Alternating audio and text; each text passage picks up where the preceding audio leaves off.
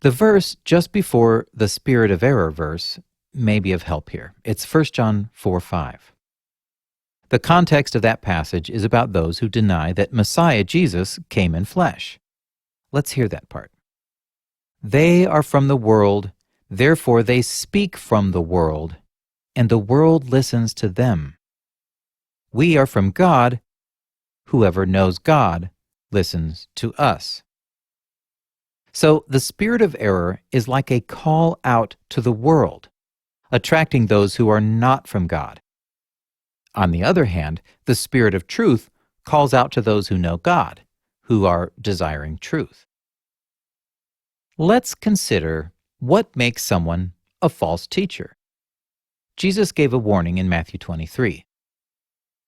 But you are not to be called rabbi, for you have one teacher, and you are all brothers. Neither be called instructors, for you have one instructor, the Messiah. The greatest among you shall be your servant. Whoever exalts himself will be humbled, and whoever humbles himself will be exalted. In the next section, I'm going to shorten a teacher who operates out of the spirit of error to simply a false teacher. I'm not talking about a teacher who has mistaken doctrines. This is a teacher with the wrong spirit. So, I'm going to fill in some details based on inferences from the 1 John passage I read before and these words of Jesus. A false teacher is one who causes three kinds of damage. First, a false teacher disrupts the relationship between the students and God. 2, a false teacher hinders growth. And 3, a false teacher promotes and spreads the same wrong spirit in others. Let's start with the first one. The false teacher disrupts a proper relationship. The spirit of error operates out of one's pride. Pride makes you into a needy creature. You draw energy from others. You seek their admiration or their approval. You want it. You are invigorated when they bend to your will. You may be caught up in the ego thrill of being respected and desired by others, or you are trapped by an addiction to propping yourself up at the expense of others. Humility is key. Jesus didn't achieve all he did because of his selfish desire to be loved and respected. His was absolute humility and trust in what his Father was doing through him. It's no coincidence that his point about calling others teachers was followed by a warning about being humble. The first shall be last. The teacher who is of the world, partaking in the spirit of error, is not humble.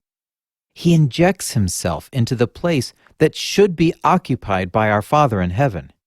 He blocks our view. He occludes God's light. The student, then, comes to depend on the teacher, unconsciously confusing him with God. The admiration and praise which should solely be directed to God gets siphoned off and absorbed by the false teacher. The teacher's pride needs the attention. There's something broken in the prideful person, and they know it at some level, but they've opted for distraction and avoidance as a way to overcome their inner pain, as opposed to opting for repentance. The false teacher is therefore needy.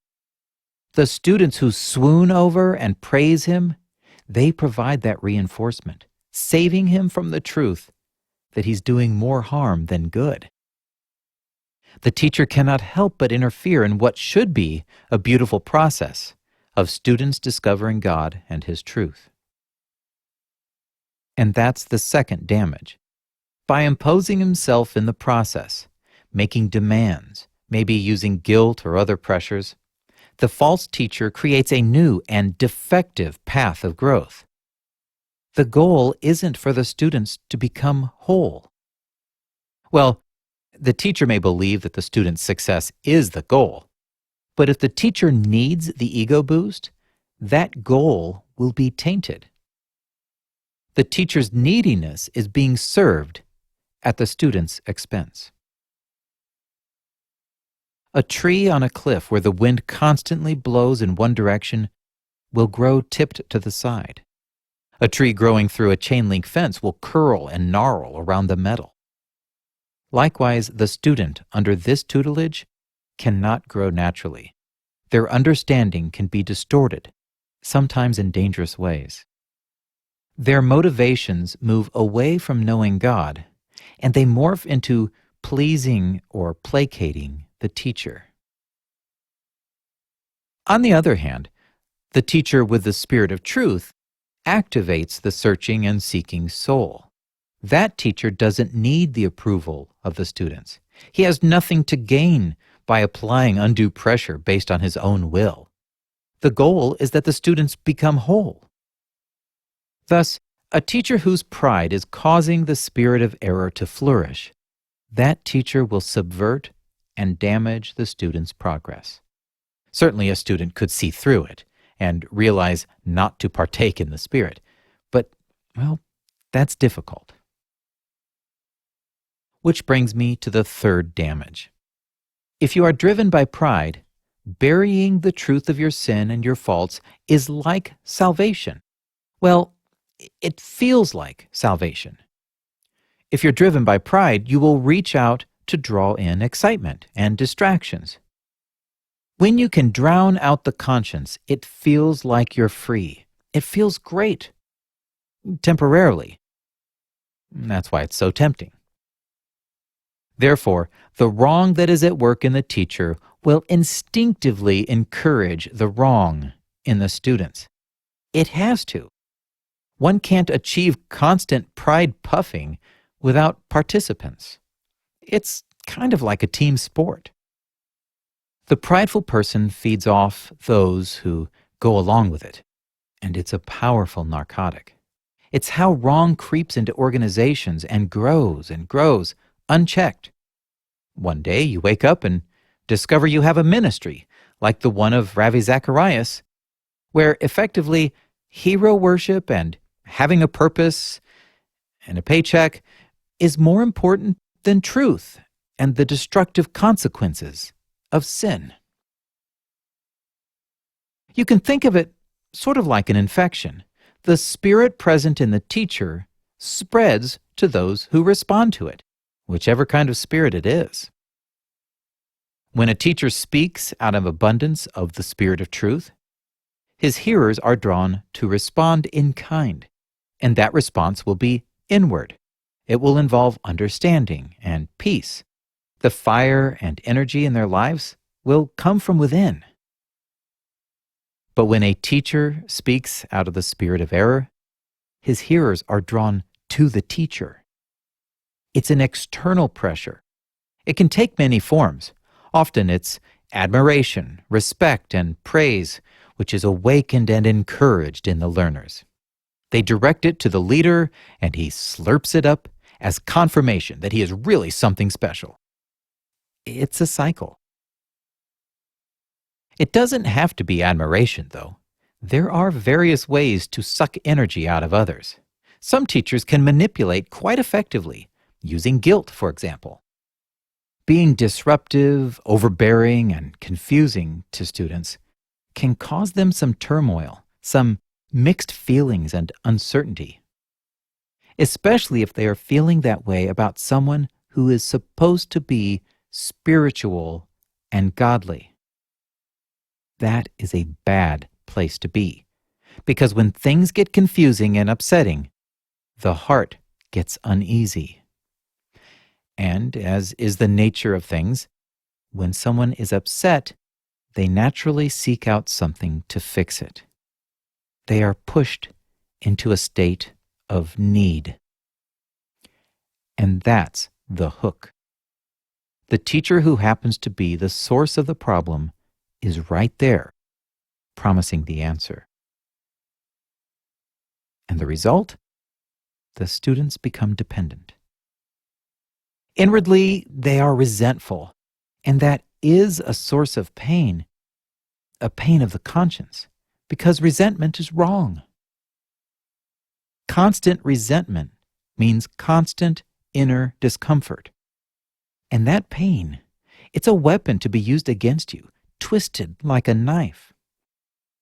The teacher who is steeped in the spirit of error, he benefits when the people's hearts are not at rest. And the teacher will instinctively, maybe not deliberately or knowingly, but he will instinctively do things that perpetuate the unrest. See, he needs his flock to need him. The pain that these kinds of teachers evoke, that pain should be quietly dealt with and resolved in an inner room. That fake guilt and all the resentment and anger, if left uncorrected, that stuff can ruin you and make you very needy. And then you're primed for the fake salvation that is being offered to you. The spirit of error is a hammer that breaks the bond with our Creator and then offers to fill the void with all manner of exciting and emotional pursuits. And know that those pursuits can look on the surface like noble pursuits, but if they are used to distract us, to make us feel righteous, then they are feeding our pride. They ultimately work against us, keeping us oblivious to the real truth, the truth of our unresolved sin. So what am I getting at? How does this connect to doctrine, which seems to come up fairly often in this podcast, somehow? I'm suggesting a way to understand good and evil, right and wrong, the spirit of truth and the spirit of error. I'm suggesting a way to understand those things such that it makes sense of what you might see around you. How can it be that someone who by every conceivable measure is seeking God with all their heart and mind and is clearly being transformed from within to the image of his or her exalted King? How can that be if they are clearly wrong on doctrines A and B? If a theologically inaccurate teacher truly responds to the Spirit of truth, he will seek his Creator's will above his own willful ego. And the Spirit at work in him will not enslave his hearers, but will free them, despite the inaccuracies. He nurtures the Spirit of truth in others by pointing them toward the real teacher. He actively discourages any dependence upon himself. He will not press for conformity or demand loyalty. This teacher, being a model of the Spirit of truth, will likewise not be a slave to authorities who are over him. In fact, if one of his pupils thrives under this kind of spirit, the student may go on to discover truths that even the teacher didn't know, and the student will be free to share it and won't be shamed for it. This teacher should be outspoken about what he believes to be true. I'm not suggesting some fuzzy mindset or that everyone has their own truth. No, there is absolutely absolute truth. The key is that the teacher is a servant, humble. He is a last and not a first. Listen to this short moment from episode 33 with Amanda Dunn. There's this idea that I grew up with that was pervasive here. I've used the term authoritarianism. Another way I think I could say it is this terrible misunderstanding of what it means to be strong in your faith. I think there's like a local obsession with that here. And there's this idea that being strong in your faith is being rigid and using the Bible like a hammer against anyone who disagrees with you. But I don't think that rigidity and strength are the same thing. I think that truth is rigid, but I think that love is very flexible. And that we are called to walk in truth and grace. It's hard for me every day. But I've learned to ask myself, what can I say if I'm going to say anything that is honoring of God's truth and loving of the person in front of me? And if it can't be both, I'm not sure it's really true. Oh, I love that. The flexible love part? That's a product of a humble heart. Christian agape love is diametrically opposed to pride because love is patient, kind. It doesn't envy or boast. It's not arrogant or rude. It's not going to squeeze you externally and shove you into some mold. Love won't poke and prod and aggravate you. Love won't fill you with resentment. Love does not excite with or enjoy the benefits of wrongdoing. Love rejoices with the truth. When one speaks from that place, out of love, with the Spirit of truth, when one shares truth from humility and a real, sincere love for the other person over oneself, then those who are listening for God, they can hear it. The world cannot. There are two spirits, and you will take in and manifest whichever one you respond to. So be awake, discerning, and quiet enough that you can recognize when something is not right. The spirit of error is not the error. It's the spirit that encourages error, distracts from truth, and disrupts God's intent to work directly with each of us. So you may have grown up in a group with quite a few errors. Errors are just part of your life right now. But if you recognize and turn from the spirit of error and focus on the spirit of truth, and you aren't particularly prideful, it's safe to assume you will have less error next year, and even less the year after that. Fortunately, on Judgment Day, it's not going to be a multiple-choice quiz on doctrine. Did I just say doctrines don't matter? Please tell me you're not thinking that. Why on earth am I doing all of this if these things don't matter? Why are people suffering estrangement from friends and family for the sake of truth if these things don't matter? Oh, they matter. But they matter to the degree we can wrap them in love and deal with them from a heart that is at rest, not one seeking approval or victory at the expense of others. Many of you have had these people in your life who you know operate according to the Spirit of truth. Yet at the same time, they are mistaken about significant things. Don't avoid them because they don't have the proper items on their statement of faith. Encourage them.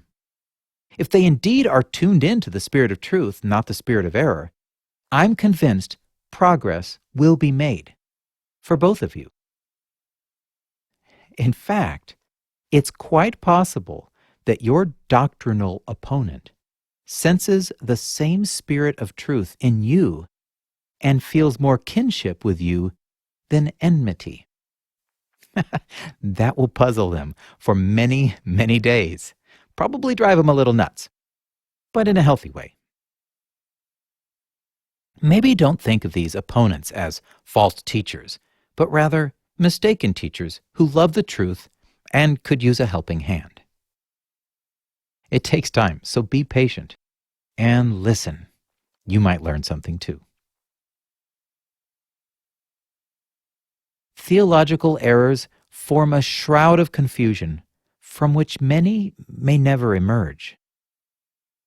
It's especially hard for leaders to let go of their strong ties with their group, ties that often feed their ego and give meaning to their ministry. Many leaders have cultured and sophisticated palates, which make it terribly unpleasant to eat crow. But don't we all?